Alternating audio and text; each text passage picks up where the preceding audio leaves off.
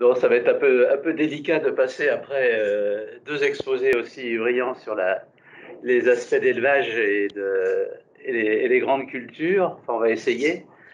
Et si la technique, ça va aller. C'est déjà parce que je vois rien ici, donc bon, c'est bon alors. Ah, c'est ça, d'accord. Donc, c'est un mélange un peu détonnant entre la robotique et puis le machinisme et puis une vieille institution qui est l'Académie d'agriculture, dont vous avez le bâtiment un peu, l'entrée très, très classique. Enfin, là, c'est plutôt début 19e. Et puis les robots, qui est pour des jeunes Français enfin, de mon âge, disons, était représenté, beaucoup représenté dans une bande dessinée. Alors, il faut vous dire que cet exposé a été reconstruit à partir d'un cours que j'ai donné à des étudiants, et c'est pour ça qu'il est agrémenté de dessins. Donc, juste un mot pour dire qui je suis. Bon, je ne vais pas revenir sur mon curriculum. Simplement, je vous ai mis le fait que j'édite deux lettres hebdomadaires, deux lettres électroniques, qui sont... On en fait une très bonne vue, tu sais, là. Ah. Deux lettres électroniques qui sont diffusées, enfin qui sont beaucoup moins diffusées aujourd'hui qu'elles ne l'étaient quand j'étais en activité, puisque j'avais en France, j'avais 28 000, plus de 28 000 abonnés, et donc je continuais à la retraite, donc je continue de faire cette veille, une veille technologique autour des problèmes de l'informatique, ça s'est étendu au machinisme et à la robotique, avec l'aide d'un certain nombre de sources d'informations que j'ai citées dans ma présentation PowerPoint. Alors, il y a dans les robots, alors je regrette que vous vouliez intervenir. Non. Non. Donc, c'est dommage pour les gens qui sont en présentiel, je dirais. J'ai donné un peu l'imaginaire des robots et de la mécanisation en agriculture est très très vaste, et j'ai donné ici quelques exemples avec l'agriculture telle qu'elle a pu être vue par des futurologues à différentes époques. Donc voilà. Donc alors dans cette donc j'ai retracé un peu l'imaginaire des robots au temps de l'électricité, puis jusqu'à aujourd'hui, et j'ai passé. Et dans l'imaginaire des robots, il y a quelque chose qui fait peur. Le robot, la mécanisation en agriculture, comme ailleurs, fait peur. Et alors j'avais trouvé au Japon un vrai robot qui était fait pour faire peur. Il s'agit d'un loup qui se met un loup, mais enfin, un robot, loup robot, qui est destiné à faire fuir. Ça se passe dans une île au Japon, une île assez au nord, puisque le Japon s'étend très très loin au nord. Un, un robot avec un loup avec des yeux très très lumineux, et qui s'était destiné alors là pour faire peur aux ours. Et il a prouvé qu'il a été assez efficace dans dans la lutte contre les ours. Alors, autour du machinisme agricole et de l'informatique, il y a bien sûr il y a les robots aujourd'hui, mais ce qui me paraît important, et ça a été bien vu par les intervenants précédents, les machines agricoles actuelles utilisent un peu les mêmes technologies que les robots. Hein, c'est la vision artificielle, par exemple. Le positionnement, on en a parlé. Euh, et donc, les outils techniques sont communs et ils correspondent à une forme de la même dynamique, si je puis dire. Euh, ils visent à faire face au manque de main-d'œuvre, hein, ça c'est clair.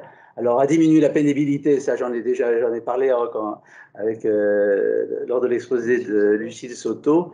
Là, ce qui est fondamental dans le développement du machinisme en général et du machinisme aujourd'hui, depuis le début, c'est la diminution de la pénibilité. Là, j'ai raconté une anecdote. Donc, j'avais un collègue, quand j'ai commencé à travailler dans le développement agricole, qui avait vécu les années d'après-guerre et l'arrivée des premiers tracteurs, les petits gris, ça s'appelait, puisque les premiers qui ont été offerts par les États-Unis dans le cadre du plan Marshall. Et les gens se sont posé la question, est-ce que c'est vraiment utile, dans quel contexte c'est vraiment utile d'avoir un tracteur? Alors on fait des enquêtes, on interroge, et puis on s'aperçoit que le résultat de l'enquête, c'est que ben, c'est pas évident dans tous les cas, que le tracteur est pas vraiment, on peut faire avec des chevaux. Et là, bon, et ça, l'enquête se trompait totalement de A à Z, le résultat était complètement faux. Euh, la réalité, c'est que c'est le problème de la pénibilité. C'était plus simple de tirer le démarreur du tracteur que de passer une heure à s'occuper des chevaux. Et finalement, quelle que soit la circonstance, et ce n'est pas un problème d'investissement, c'est vraiment le problème de trouver un moyen d'avoir un métier moins pénible, moins dur, et surtout qu'à l'époque, il était réellement dur. Et donc ça m'avait beaucoup frappé. C'était dans les années, oui, ça m'est arrivé dans les années 80, fin des années 80, cette rencontre, et ça m'a vraiment marqué. Et ben voilà, les participants vont pouvoir voir les illustrations de mon PowerPoint. Vous perdiez quelque chose, hein, reconnaissez-le. Hein, voilà. Donc, je dis la pénibilité, le manque de main-d'œuvre. J'insisterai, alors, je dis que c'est une initiative à laquelle Philippe Gatt doit beaucoup, c'est les Digifermes. Je redirai un mot. Elles sont vraiment un élément important d'une stratégie de développement en France et en Europe. Hein. Et puis, je m'interrogerai au final, puisqu'il s'agit de machinisme des technologies de l'information, sur la robotisation en tant que. S'agit-il de plus de continuité, c'est-à-dire d'un mouvement qui a débuté, disons, il y a longtemps. Alors, je n'irai pas jusqu'à 1820, hein, puisque c'est en 1820 que tout a commencé, où la révolution industrielle a commencé ses effets. Et ça a été un tournant qui est décisif. En 2 siècles, le monde a changé plus qu'il n'avait changé depuis le début de l'humanité, depuis le néolithique. Et voilà, donc on va s'interroger sur ça, vaut le coup, à mon avis, de s'interroger sur cette histoire de continuité ou de rupture. Alors, je voudrais faire en complément des exposés précédents, je voudrais faire un plaidoyer, si je puis dire, pour le machinisme agricole. Et non pas seulement vu, c'est pour moi, que je vous le répète, ce n'est pas une question d'intensification. Hein, c'est vraiment une question de diminuer la peine des hommes, respecter qu'ils soient en meilleure santé, qu'ils ne vivent pas l'enfer sur Terre, comme des générations de leurs prédécesseurs ont pu vivre autrefois, jusqu'à présent. Alors, c'est aussi ce machinisme qui est symbole d'intensification, malheureusement. C'est aussi sauver la diversité, la biodiversité, en ce sens que, de mon point de vue au moins, c'est une question d'opinion, mais il vaut mieux intensifier là où c'est possible, intensifier, mécaniser le plus possible pour pouvoir préserver des zones, des zones y compris en bordure des parcelles intensifiées, pour leur permettre de faire vivre une biodiversité significative. Alors bien sûr, Philippe Gatt l'a évoqué, et dans l'exposé précédent sur l'élevage, il y avait un peu ça aussi, les économies d'intrants, hein, la modulation de la fertilisation azotée telle qu'elle était vue. Alors on verra aussi que ça intervient également, cette histoire dans le bien-être animal. Je vais essayer de donner des exemples.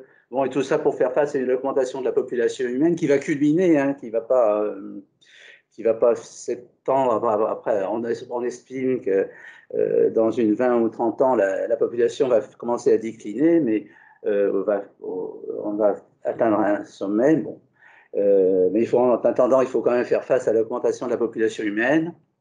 Pour faire face, alors, dans les vieux pays d'Europe, mais c'est aussi vrai aux États-Unis ou dans un certain nombre de pays, à la diminution de la population rurale. Hein, on ne va pas inventer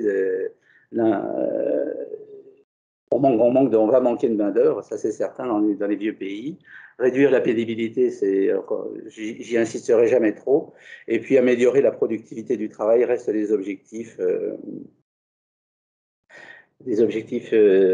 décisifs. Alors là, vous avez que l'objectif de ce robot, c'est de détruire les parcs-mètres, donc c'est pas ça du tout la robotique en agriculture, mais c'était un exemple des robots qui servent à beaucoup de choses. C'est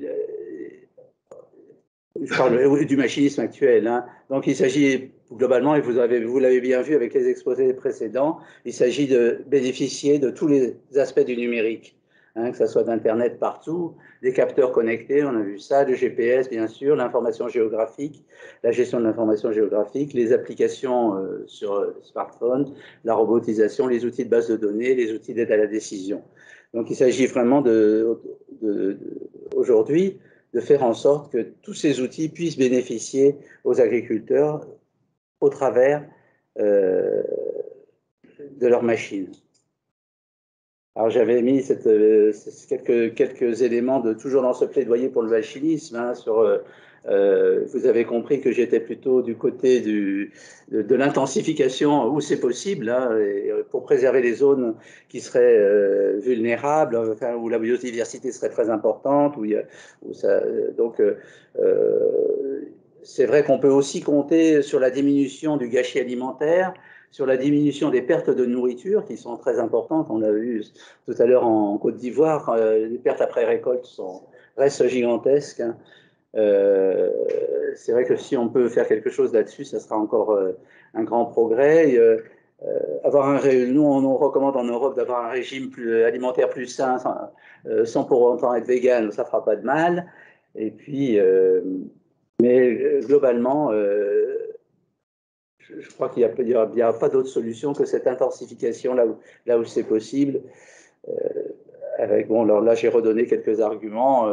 Donc ici, pour faire plaisir à mon ami Philippe Gatt, j'avais indiqué l'augmentation des rendements en blé, hein, qui sont justement le résultat du progrès technique, hein. Sans ça, on n'aurait jamais pu nourrir l'humanité telle qu'elle est, hein. Il n'y avait aucune chance, alors qu'aujourd'hui, c'est un peu presque incroyable qu'on n'y arrive pas, alors qu'il y a eu tant de progrès. Donc, j'ai indiqué que dans le tableau ici, que la superficie de la forêt a beaucoup augmenté en France. Les superficies agricoles ont diminué, je crois, de 25% à un tiers. Donc, c'est aussi face à ça. Il s'agit de faire face à cette difficulté. Dans le tableau de gauche, en bas à gauche, vous avez l'évolution des populations et on voit bien que on a affaire à une population urbaine dans un pays comme la France. Le monde agricole représente maintenant un très faible pourcentage de la population globale. Bon, le dernier schéma est plus très lisible, mais j'espère que vous le voyez sur votre écran, c'est sur les aspects de fertilisation à l'hectare dans différents pays. Et on voit des zones qui sont efficaces, où on a pu être efficace. Donc, toujours dans cet aspect d'intensification, l'indispensable intensification par un machinisme bien ordonné, j'ai essayé de vous donner quelques arguments sur lesquels je ne vais peut-être pas insister, puisque mais je voulais quand même que vous voyez ce que donne le site Our World in Data. Hein, j'ai cité ça, vous avez le petit truc, la petite tache bleue, c'est un site anglais, donc géré par les universités d'Oxford et de Cambridge, et donc qui offre vraiment des tonnes de données, et notamment des données sur l'agriculture. Et par exemple, c'est de ce site-là, je citais l'augmentation, ce qui s'est passé vers 1920. Et bien, en 1920, c'est là où la population humaine a commencé à augmenter, hein, et c'est ça c'est face à cette difficulté quand on parle d'intensification. Je crois qu'il faut bien se rendre compte qu'on a fait que essayer évidemment, il n'y aurait pas eu d'intensification, la population humaine n'aurait pas augmenté. On peut dire que si on n'avait pas inventé la fertilisation azotée, ça aurait été pareil, on serait moins nombreux, ça c'est clair. Mais on vivrait peut-être aussi moins bien, c'est probablement également clair. Et c'est ce changement qui s'est produit en 1920. Bon, j'y insiste souvent auprès de mes interlocuteurs parce que ça me paraît quelque chose de fondamental qui est pas du tout vu par bien de mes amis ou de mes connaissances. Et puis, donc, cette agriculture qui s'est mécanisée a permis donc l'augmentation de la population humaine. Hein. Ben, heureusement, elle diminue. Et là, vous avez le graphique où on voit en combien de temps les familles sont passées de 6 à 3 enfants par femme. Vous voyez, il a fallu, je sais pas, presque 100 ans en Angleterre. Aujourd'hui, en Iran, ça s'est fait en 10 ans. Hein, puisque vous savez que le taux de natalité en Iran a diminué en 10 ans de façon. Et on est à moins de. Ils ont une natalité, bon, alors pas comme l'Espagne, mais à peu près comme la France, et on voit bien qu'ils vont diminuer de population. Donc c'est aussi à cette diminution de population qu'on va faire face, et en particulier une diminution de la population rurale qui est générale dans le monde entier.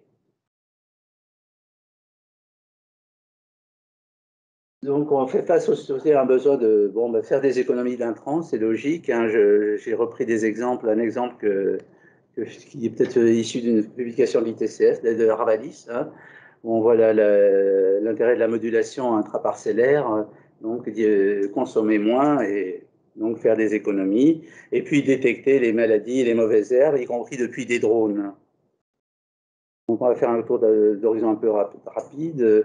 Alors le bien-être, on a parlé, on a vu le GPS sur les animaux, mais c'est certain qu'on a affaire aujourd'hui d'abord des vols de matériel. Donc le GPS est utilisé également comme antivol hein, pour essayer de récupérer des matériels importants même. Hein.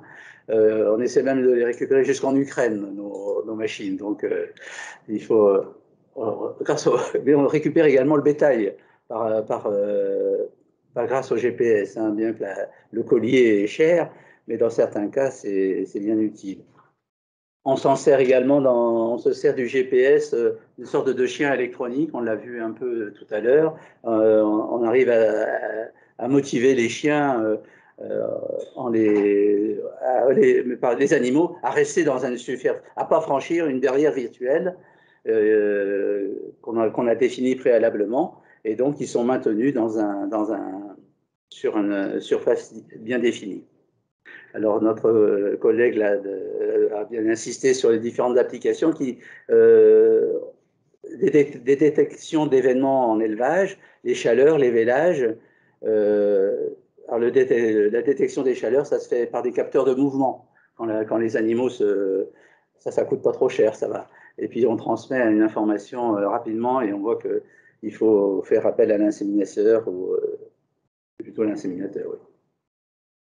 Mais ce sont aussi des analyses en continu, hein, tout au long, une analyse du comportement des animaux en continu, du pâturage, de la rumination, debout couché, et ça nous donne des idées sur la santé des animaux et leur comportement global. Alors, ce qui me paraît utile encore, de revenir sur la main-d'œuvre. Hein. Les pays qui sont le plus avancés en robotique, je ne vais pas poser la question à l'Assemblée, mais c'est le Japon et Israël. Et pourquoi c'est le Japon et Israël? Parce qu'ils ont la politique migratoire la plus draconienne. Et donc, ils manquent de main-d'œuvre, et effectivement, c'est ce que fait également le Royaume-Uni aujourd'hui. Hein, il y a vraiment des programmes lancés dans ce sens, hein, de façon je veux dire, dans le domaine agricole. C'est aussi vrai en Californie, où du fait qu'on n'a plus de travailleurs mexicains, on a les producteurs ils se sont posé la question comment on va récolter les amandiers, les amandes dans les vergers. Ça devient très très compliqué. Et ils se sont intéressés, donc les startups autour de qui utilisent massivement bien sûr l'informatique, ont prospéré en Californie. Et puis ils avaient le terrain, ils avaient Google et un certain nombre de GAFA sous la main pour progresser techniquement. Alors, on a vu en fait ce problème de main-d'œuvre au moment des confinements et du blocage des frontières, du fait que beaucoup de travailleurs qui venaient de l'Est de l'Europe n'ont pas pu venir. On s'est trouvé bien embarrassé pour faire des récoltes de fruits en France, hein. Et la France, c'est un pays où les migrations sont très très anciennes, contrairement à ce qu'on pense, que pensent beaucoup. Alors, ce sont des migrations saisonnières. Il y a de toute façon une immigration d'environ 100 à 200 000 personnes chaque année, une immigration, c'est un flux régulier. Par contre, il y a eu depuis 1850, c'est des millions de personnes qui sont concernées, une migration saisonnière. Et par exemple, pendant des années, des dizaines d'années, des travailleurs venaient d'Espagne ou d'Italie à pied, hein, franchissant l'école, pour aller récolter je pense aux vignobles du Languedoc. Hein, ça a été beaucoup des travailleurs catalans qui sont venus pendant des dizaines d'années. Et ça, dans l'histoire de France, de l'économie française, ça a permis d'abord de maintenir une diversité de production qui est quasi inégalée. Il y a une diversité de base. La diversité des productions a été permise par cette immigration saisonnière. Parce que, en même temps, les Français ont été sollicités par l'industrie. Il y a eu tout ce mouvement d'industrialisation. Et donc, il y a eu une sorte de substitution. Et puis, les choses ne vont pas s'arranger parce qu'au niveau des savoir-faire, ce à quoi on assiste aujourd'hui en matière de main-d'œuvre, c'est la perte des savoir-faire paysans, je dirais. Hein, il y a des, il y a des, il y a des, être agriculteur, ça ne s'invente pas. Être ouvrier agricole non plus. Ce sont des gestes techniques, ce sont et on a bien vu, alors je reprends l'exemple des confinements, cette réflexion est née justement d'ailleurs au sein de l'Académie des technologies qui nous a invités à réfléchir sur les conséquences de la pandémie. Donc, on a fait des groupes de travail, y compris enfin, c'est l'Académie des technologies qui a fait appel à nous. Et dans notre réflexion, on a bien vu que cette difficulté à recruter Attendez, je suis peut-être avancé là ou pas? Bon, non, voilà. Alors, donc toujours dans ce besoin de renouvellement du machinisme, de progrès en machinisme, bon, ben, j'avais insisté avec cette diapo sur les différences de productivité dans le monde. Hein. Voilà, en matière de riz, on arrive à des niveaux de productivité et donc très très importants dans certains pays. Et c'est dommage que ces progrès techniques ne soient pas réalisés. Alors on pense évidemment à nos auditeurs africains. Alors, toujours, il s'agit encore un peu de philosophie, mais je voulais, passant derrière deux exposés très techniques, je me suis dit, bon, ça fera peut-être pas de mal. Bon, je pose souvent la question, qu'est-ce qui est l'invention qui a fait le plus pour la libération des femmes? Eh ben, vous en pensez ce que vous voulez, mais c'est encore le fil, la sidérurgie qui a permis de produire du fil de fer à bon marché, qui a permis de faire des clôtures autour des champs, qui a libéré les filles pour qu'elles puissent aller à l'école, alors que jusqu'à présent, elles ne faisaient que garder des troupeaux. Et ça a tout changé. Ça a tout changé. Évidemment, il y a eu des choses un peu, on ne va pas rentrer dans l'histoire détaillée de l'Europe, mais en Angleterre, ça s'est passé exactement de la même façon. Et puis la seconde invention qui a tout changé, encore dans le sens de la libération des femmes dans nos pays, c'est la bicyclette. Hein, c'est aussi simple que ça. C'est pas une affirmation gratuite. Hein, un historien américain, Eugene Weber, qui avait fait et un historien anglais, Eric Hobsbawm, qui en parle. Bon, ben comme instrument de mobilité, la bicyclette comme un instrument de mobilité. Donc, c'est pour se dire que la technologie donc, a permis aux filles de ne pas se marier sur place, de voir autre chose. Et puis, ça crée un mouvement Ce qui m'amène à dire une autre anecdote. À mon avis, les trois grandes inventions qui ont changé l'élevage au cours des 50 dernières années, alors si je ne me trompe pas, c'est la machine à faire des balles rondes. Ça a changé complètement la pénibilité. C'est vrai que ces énormes balles rondes que vous voyez dans les champs, elles sont plus maniées par personne. Il y a pas, ça fait plus de mal, les foins, ça fait plus de mal au dos à personne. C'est pas, alors il y a bien sûr il y a la machine à traire. Et si je trouvais la troisième, j'ai un trou de mémoire, mais c'est vrai que c'était toujours des inventions. Alors c'est pas pour faire la peine aux chercheurs, hein, mais c'est des inventions sur lesquelles les chercheurs n'avaient rien. Ah si, je sais la troisième. La troisième, on n'en veut pas, c'est l'attelage 3 points des tracteurs. Alors, quand je vous disais que les tracteurs de la Libération, les tracteurs du plan Marshall, ça a été les premiers tracteurs, ce sont les premiers tracteurs qui avaient les 3 points. Alors, avant, tous les attelages étaient traînés, et donc c'était infernal de soulever la charrue et de faire un virage. À partir du moment où on a été capable de soulever l'outil, enfin, ça a changé la vie, hein, c'est clair. Et ces grandes inventions sur lesquelles, ce que nous ont raconté nos collègues sur l'élevage et les grandes cultures sont à la suite de ce mouvement. Voilà, c'est ce que je vous avais mis, l'invention des 3 points et de l'attelage 3 points et de la machine à la traire. Puis bon, il y a bien sûr les balles rondes. Bon, on peut ajouter l'ensilage, mais et là, nos collègues d'Arvalis, ils sont pour quelque chose dans l'ensilage de maïs, mais peut-être pas autant que l'attelage 3 points, mais enfin presque. Et donc, je dis, ce ne sont pas des inventions de chercheurs. Par contre, ce sont des industriels qui s'appuyaient évidemment sur l'inventivité, sur un système d'enseignement, sur un système de recherche. Mais on peut encore faire confiance aux industriels pour faire avancer les technologies. Alors, je vais discuter quelques différents points autour du machinisme. J'en ai fait 10 ici. On va voir ça un peu. Alors, une grande discussion, c'est bien sûr aujourd'hui sur tout ce qui est les sources d'énergie. Alors, si je m'en fie là, je suis un peu de parti pris parce que je me fie beaucoup à la littérature allemande. J'ai lu des articles publiés en Allemagne, oui, et eux, ils voient que le diesel, c'est diesel ou diesel. De toute façon, c'est vite vu. Il n'y a pas de solution. Effectivement, il faut de la puissance.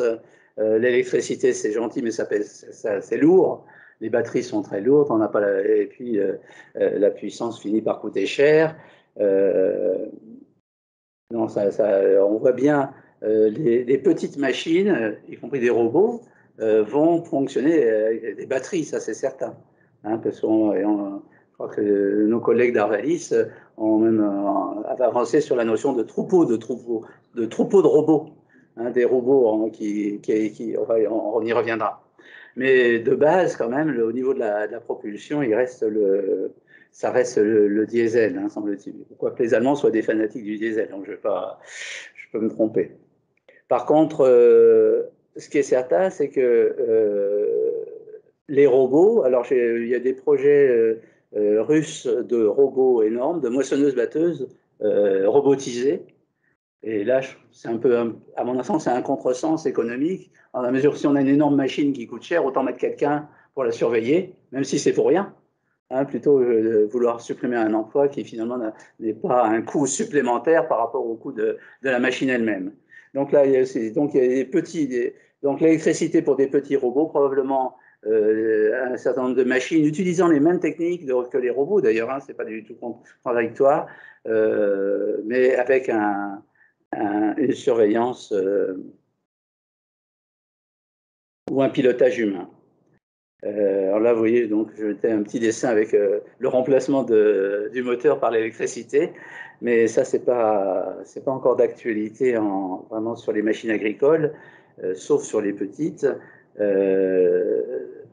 J'ai essayé de faire l'inventaire, ça vous pourrez, de toute façon, je vais vous confier ma présentation, donc de façon à ce que vous puissiez la regarder. Mais par exemple, ce robot dont vous avez la photo en bas, hein, c'est Carbon Robotics, c'est un robot très bien fait, mais il est énorme. Ça me paraît un peu un contresens. Hein, je pense quitte à dépenser de l'énergie, si c'est pour conduire une machine énorme, avoir quelqu'un, ça ne va pas changer l'équilibre économique de l'opération. Alors, un des grands projets, alors là, pour le coup, je vais être un peu original par rapport à mes prédécesseurs du jour. Donc, le rôle Anormisobus, hein, qui a été promu à partir des années, on a commencé à en parler dans les années 80, ça s'est développé après dans les années 90. Donc, c'est ce qui vraiment permet la communication entre le tracteur et les outils attelés ou traînés, ce qu'on veut. Et c'est un outil, c'est vraiment une norme qui permet à des constructeurs qui se connaissent pas, hein, puisque un fournisseur peut fournir une partie, le tracteur et l'autre l'outil. Donc, ça a été vraiment un progrès important. Donc, c'est une norme maintenant qui est devenue, qui a été beaucoup promue en France, hein, et qui a été succès. Donc, il y a tous les détails sur le site d'Arvalis sur cette norme à laquelle nous avons essayé de contribuer. Vous voyez,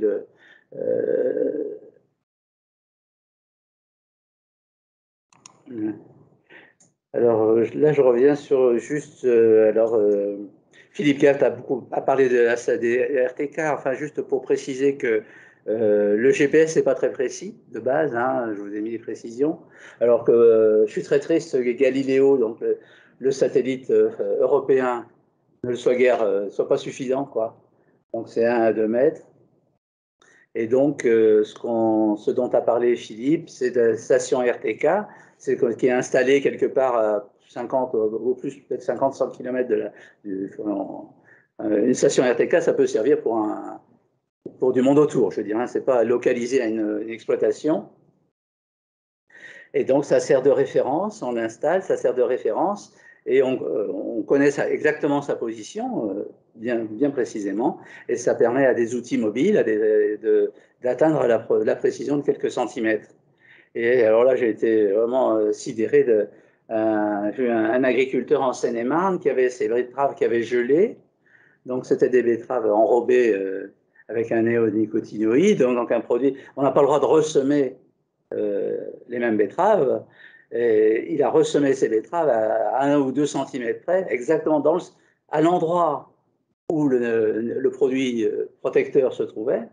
Et donc, on est vraiment avec un tracteur qui a une dimension, ça n'a rien à voir avec le centimètre. Hein, donc, c'est vraiment très, très impressionnant de voir une machine énorme être guidée à 3 fois rien. Et donc, la betterave a été réussie. Hein, il n'y a pas eu de problème. Alors, il n'y a pas eu tant de pucerons que ça, donc je ne dirais pas que c'est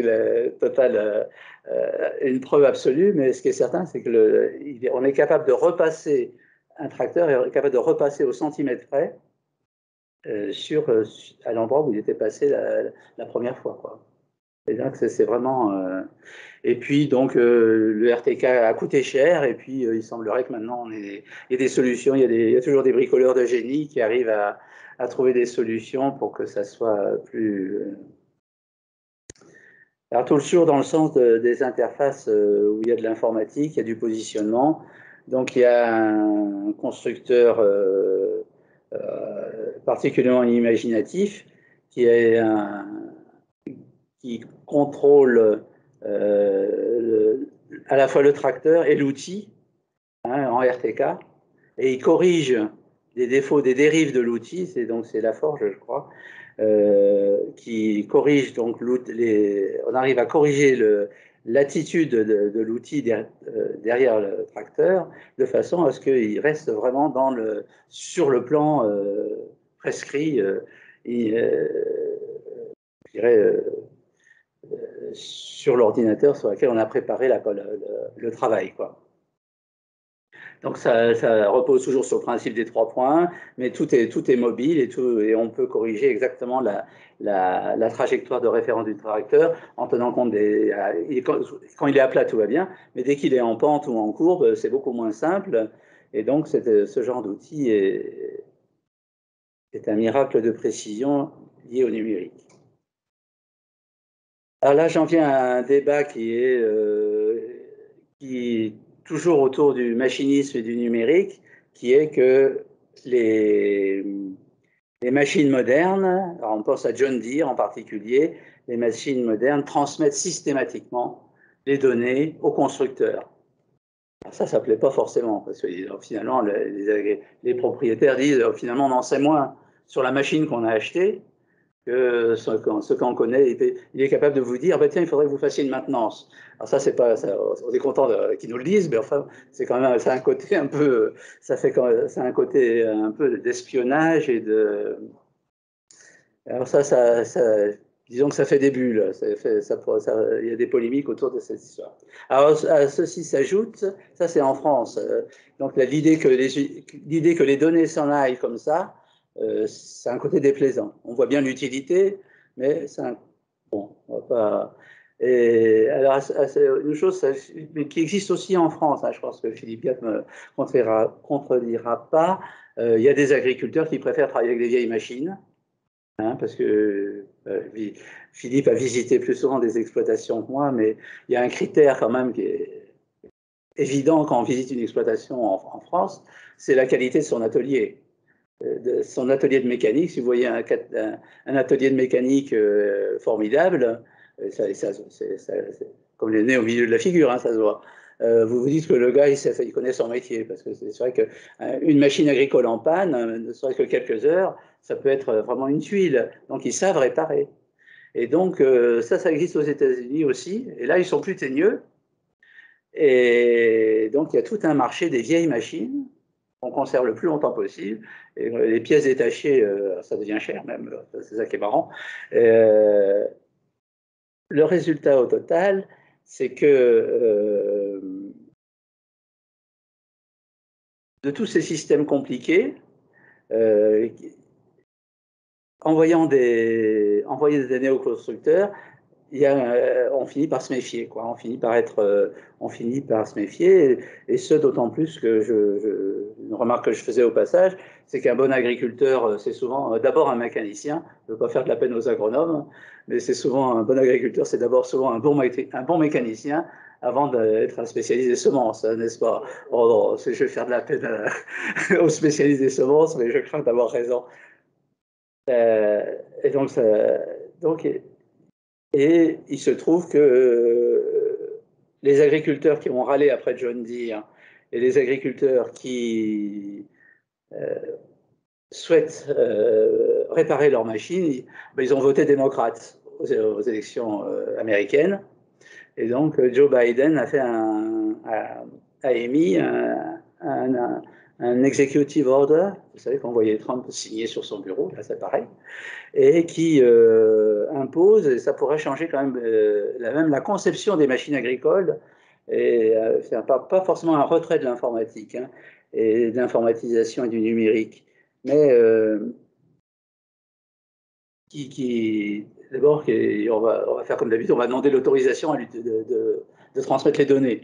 Mais ça, on va être comme sur Internet, si on dit pas oui, on n'a rien. Alors, si on n'accepte pas les cookies et tout ça, donc ça va peut-être un peu hypocrite. Par contre, le fait d'avoir à pouvoir enfin, il s'agit bien sûr il ne s'agit pas non plus d'être contre la télémaintenance. Hein, et donc, on va continuer d'utiliser massivement les capteurs et actionneurs qui sont liés à cette télémaintenance, mais il va falloir que les constructeurs négocient. Hein, ça, c'est sûr qu'il faudra qu'ils négocient et qu'ils négocient de façon à ce qu'il y ait au moins des parties centrales des machines qui soient, alors qui d'une certaine façon vont échapper au numérique. Hein, c'est ça le paradoxe de mon exposé. Voilà, donc je vous ai mis alors c'est en anglais, c'est les deux, c'est les articles qui sur lesquels qui ont fait part de cette affaire aux États-Unis.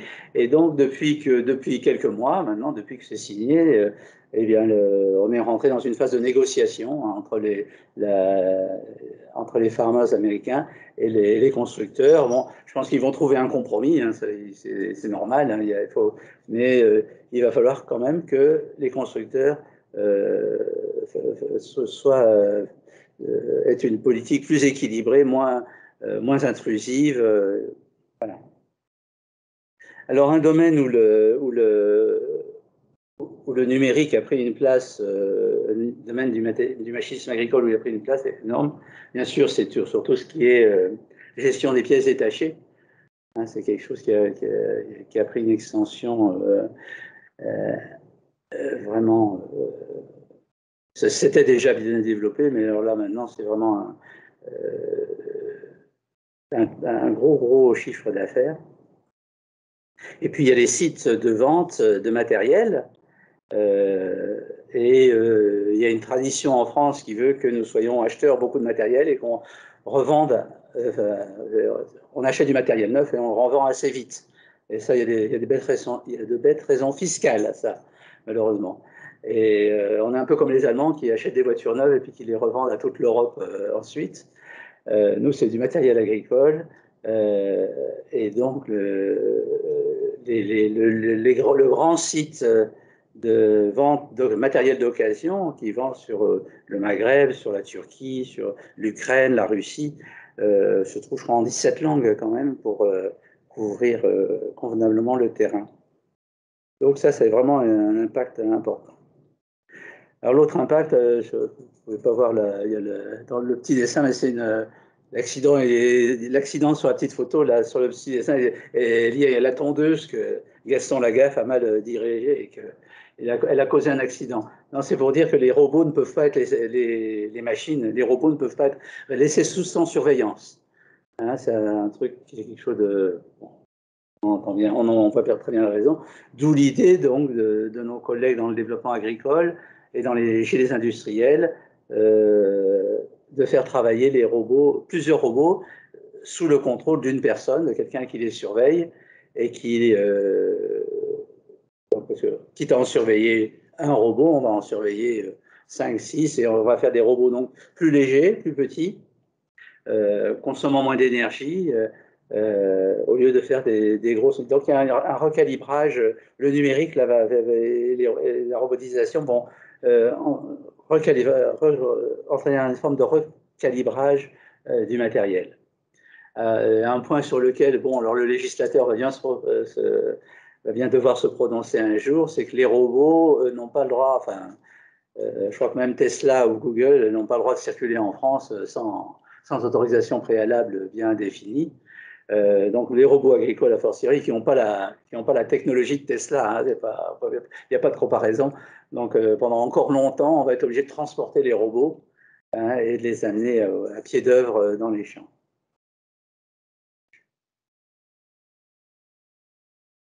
Donc, je vous disais,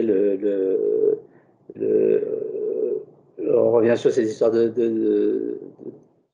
sur ce point de vue que j'exprime, c'est un peu je ne veux pas revenir sur cette histoire, c'est simplement pour insister. Il y a un site ici dont j'ai donné l'adresse qui fait ce que je voulais faire, c'est le donner de façon à ce que si vous êtes intéressé par l'évolution des grandes tendances du marché agricole, de l'agriculture en termes d'emploi, il y a un site qui donne cette information. Alors, nous avons eu là cet après-midi 2 exposés sur la mécanisation, enfin, les robots en élevage et puis ce qui se passe en grande culture. Alors, j'ai mis, alors ça, il y a des robots cueilleurs ici. Là, c'est un robot en élevage qui va chercher l'aliment dans le silo, le mélange selon les besoins des animaux, puis il va faire une distribution automatique individuelle. C'est une machine entièrement automatique qui a le plan de l'exploitation, qui a des chemins prédéfinis, qui a des caméras partout pour assurer la sécurité des personnes éventuellement, et qui vaut accessoirement une fortune. Je ne vais pas vous dire. Et donc, c'est un robot en élevage. Là, c'est un robot désherbeur du type ici, 2 robots désherbeurs du type qui ont été évoqués par Philippe Gatt. Et puis là encore ici, un robot de traite. Ici, des robots agitateurs de volailles. C'est pour forcer les volailles à remonter pour qu'elles ne restent pas par terre, hein, qu'elles prennent du mouvement. Ici, c'est plutôt une fantaisie, c'est un chien robot. Et puis, alors celui-ci, j'ai oublié. Désolé.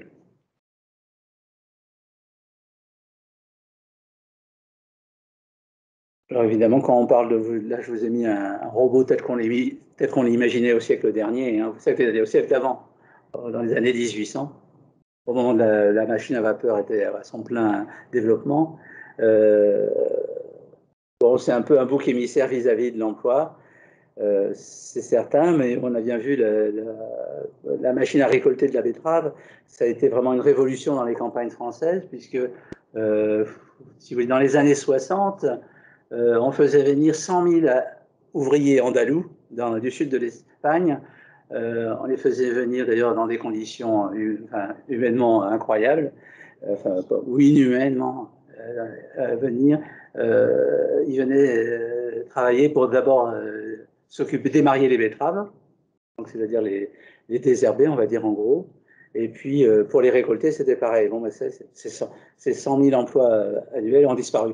Grâce aux sélectionneurs, avec la betterave. Ah bah, avec la betterave monograine. Oui. Là, c'est le progrès. Bon, alors la machine à vendanger, c'est pareil. La machine à vendanger a fait disparaître déjà des milliers d'emplois. Elle a nécessité, ça c'est vraiment important, elle a nécessité une refonte complète du vignoble. On ne faut pas s'imaginer qu'on fait fonctionner une machine à vendanger comme ça. Parce qu'en fait, il faut qu'elle puisse tracer sur des parcelles appartenant à des viticulteurs différents qui se répartiront d'une façon ou d'une autre la récolte. Mais il n'est pas question que la machine puisse faire comme ça, puisse faire des crochets. Non, il faut que la vigne soit bien alignée et on trace dans l'alignement de la vigne. Là, c'est pareil. Et puis, donc, le dernier exemple, donc, c'est les robots de traite qui, non seulement, c'est une économie de main-d'œuvre, mais c'est aussi, surtout aussi, et aussi beaucoup de pénibilité en moins.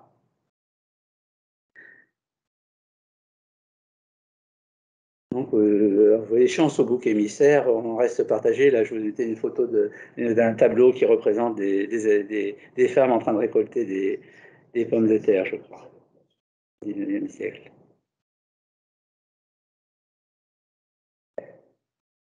Donc, toujours cet argumentaire autour des robots, donc je ne vais pas y revenir. Donc, l'amélioration de la productivité, la diminution de la pénibilité, remplacer un outil utilisé jusqu'à présent. Donc, ça, j'en ai parlé. Je vous ai dit les problèmes de réglementation que cela peut poser. On ne peut pas faire fonctionner un robot sous surveillance. Là, ce qui vous donne cette image que j'avais déjà présentée, mais qui vous donne une idée de la façon comment on concevait au début du XXe siècle le machinisme agricole vu électrique, hein, avec des machines, avec des poteaux électriques et un fil qui. John Deere propose une machine comme ça avec un câble électrique traîné par le tracteur, mais enfin, on ne voit pas bien. Donc les machines d'aujourd'hui, bon, Philippe Gatt l'a évoqué, ce sont des machines qui font appel à l'intelligence artificielle, les traitements de données des caméras, j'y reviendrai un peu, ces capteurs et objets connectés, et puis l'analyse d'images au débit, on l'a vu avec les phénotypages, hein. Le positionnement au centimètre près, on l'a également vu, hein.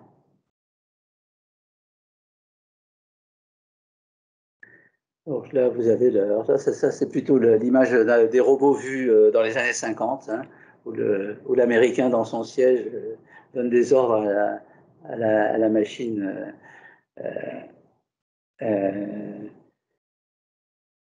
Donc peut-être ce qu'on n'a pas forcément bien vu jusqu'à présent, c'est que les robots donc, sont contrôlés à distance ou fonctionnent en mode automatique, d'accord?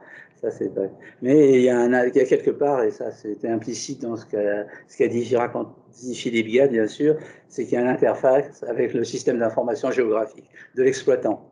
Il y a peut-être, y insister. Ça suppose quand même des logiciels. Bon, c'est souvent des logiciels de gestion de parcelles, bien sûr, en même temps, mais c'est le système d'information géographique de l'exploitant qui. Et toujours au chapitre de ce système d'information géographique, j'ai déjà évoqué donc en vigne la nécessité de restructurer le parcellaire. Et alors, pour faire fonctionner des robots de récolte, tels qu'on les voit fonctionner aujourd'hui en Nouvelle-Zélande, il faut imaginer de replanter tous les vergers. Ça ne va pas être une mince affaire, parce que il faut que ça soit faut pas que ça soit des choses en gobelet, vous voyez, qui partent 5 branches qui partent comme ça de côté. Il faut que ça soit des palissés, hein, que l'accès soit le plus direct possible par un bras, et puis que la couleur puisse être reconnue facilement pour que autant récolter les fruits mûrs, hein, pendant qu'on y est, puis ça ne coûte pas plus cher. Donc, si vraiment alors, cette restructuration a commencé à se faire, hein, c'est pas une vue de l'esprit, puisque déjà aujourd'hui, dans les vergers, on va dire peut-être productiviste ou comme on veut, il faut faire passer des plateformes. On n'est pas en train d'aller chercher les fruits à la main en tendant les bras. On est sur le travailleur agricole est sur une plateforme, je vais finir, est sur une plateforme, et puis donc cette restructuration a commencé, et on va. Alors, juste, j'avais fait mon cours en anglais, donc il reste une petite règle, une partie en anglais. Donc l'intérêt du robot, c'est en serre. Ça, c'est les robots de ramasseurs de tomates. Ils travaillent jour et nuit, donc ils peuvent être torsus, c'est pour ça. Ils n'ont pas besoin il n'y a pas le robot la machine agricole n'a pas besoin d'être rapide. Elle va fonctionner jour et nuit, mais c'est plutôt, je disais, lièvre ou tortue.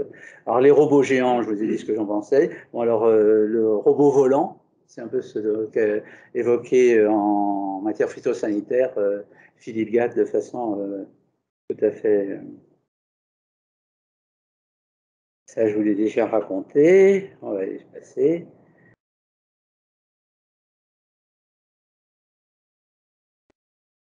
C'est des choses sur lesquelles je voudrais insister. Donc, Philippe Gatt a évoqué les digifermes, ça c'est vraiment important. À mon sens, c'est et ça se fait dans tous les pays, en Allemagne, en Pays-Bas, aux États-Unis, avec l'USAID. Tout le monde a des zones où on fait des démonstrations, on fait des tests et des démonstrations. Hein. C'est pas pour dire que je trouve que l'opération Digiferme, qui est promue par Philippe Gatt, c'est formidable. Bon, il y a d'autres expériences aux Pays-Bas où c'est pareil, il y a des concours de robots également, il y a tout un effort d'animation pour faire des tests et des démonstrations. Mais l'essentiel de ce que je veux dire ici, c'est que on a en France actuellement 8 000, 9 000, 10 000, 8 000 c'était il y a 2 ans, 8 000 robots de traite, alors qu'il y avait peut-être qu'une centaine de robots désherbeurs. Donc, dans le discours ambiant, on a l'impression que c'est en culture ou en maraîchage ou en production végétale qu'il y a beaucoup de robots. Non, non, c'est pas ça. Le problème, c'est la pénibilité du travail. Le problème, c'est de ne pas avoir à traire. Il faut que les animaux soient nourris samedi, dimanche et fête. Hein, puis qu'on ait droit à un moment pour souffler. Et donc, c'est pourquoi les robots d'alimentation, de gestion des animaux vont se développer. Ça, c'est clair.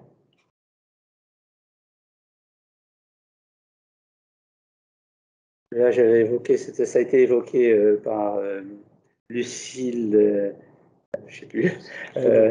Donc, j'ai donné cette diapo pour montrer toutes les capteurs qui sont possibles de mettre sur une vache. Et il y en a beaucoup.